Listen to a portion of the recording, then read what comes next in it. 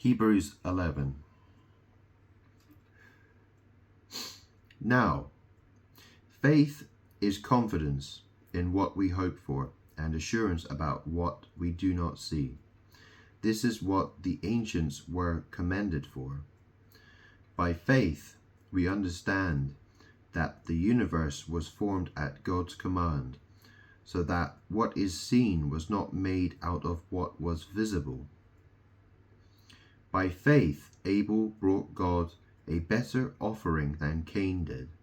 By faith, he was commended as righteous when God spoke well of his offerings. And by faith, Abel still speaks, even though he is dead. By faith, Enoch was taken from this life, so that he did not experience death. He could not be found, because God had taken him away. For before he was taken, he was commended as one who pleased God. And without faith it is impossible to please God, because anyone who comes to him must believe that he exists, and that he rewards those who earnestly seek him. By faith, Noah, when warned about things not yet seen, in holy fear, built an ark to save his family. By his faith, he condemned the world and became heir of the righteousness that is in keeping with faith.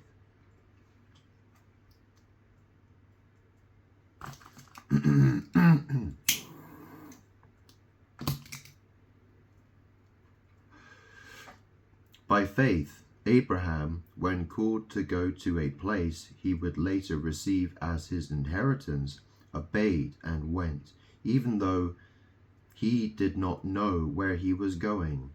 By faith, he made his home in the promised land, like a stranger in a foreign country. He lived in tents, as did Isaac and Jacob, who were heirs with him of the same promise.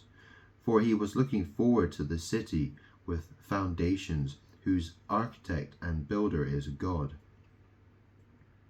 And by faith, even Sarah, who was past childbearing age, was enabled to bear children, because she considered him faithful who had made the promise. And so from this one man, and he as good as dead,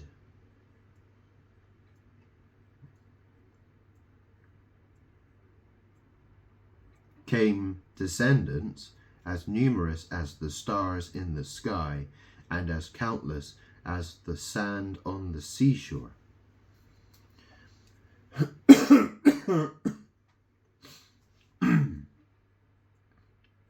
All these people were still living by faith when they died. They did not receive the things promised.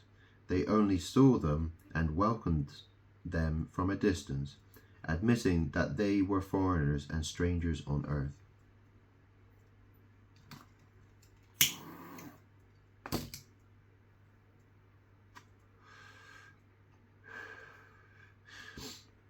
People who say such things show that they are looking for a country of their own.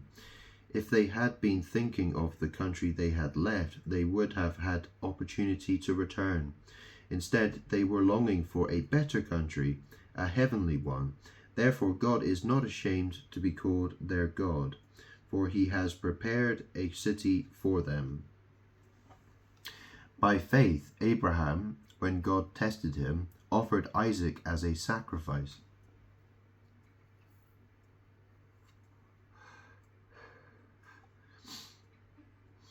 He who had embraced the promises was about to sacrifice his one and only son, even though God had said to him, "It is through Isaac that your offspring will be reckoned." Abraham reasoned that God could even raise the dead, and so, in a manner of speaking, he did receive Isaac back from death.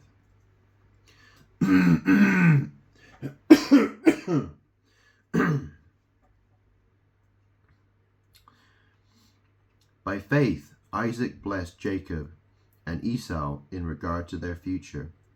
By faith, Jacob, when he was dying, blessed each of Joseph's sons, and worshipped as he leaned on the top of his staff. By faith, Joseph, when his end was near, spoke about the exodus of the Israelites from Egypt and gave instructions concerning the burial of his bones.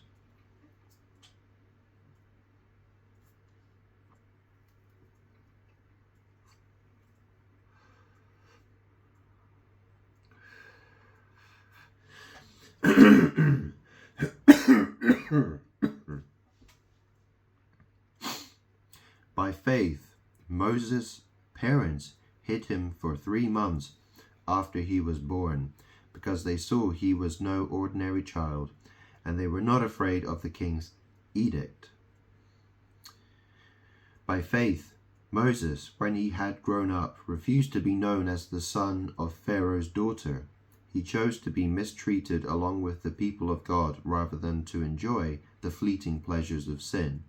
He regarded disgrace for the sake of Christ as of greater value than the treasures of Egypt, because he was looking ahead to his reward. By faith he left Egypt, not fearing the king's anger. He persevered because he saw him who is invisible.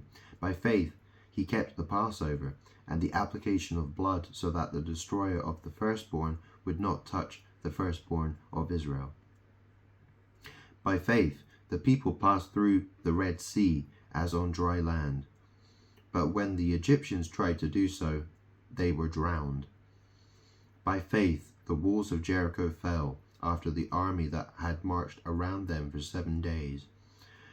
By faith the prostitute Rahab, because she welcomed the spies, was not killed with those who were disobedient. And what more shall I say? I do not have time to tell about Gideon, Barak, Samson, and Jephthah, about David and Samuel and the prophets, who through faith conquered kingdoms, administered justice, and gained what was promised, who shut the mouths of lions, quenched the fury of the flames, and escaped the edge of the sword, whose weakness was turned to strength, and who became powerful in battle and routed foreign armies. Women received back their dead, raised to life again. There were others who were tortured, refusing to be released, so that they might gain an even better resurrection. Some faced jeers and flogging, and even chains and imprisonment. They were put to death by stoning. They were sawed in two. They were killed by the sword. They went about in sheepskins and goatskins, destitute, persecuted, and mistreated. The world was not worthy of them. They wandered in deserts and mountains, living in caves and in holes in the ground. These were all commended for their faith. Yet none of them received what had been promised, since God had planned something better for us, so that only together with us would they be made perfect.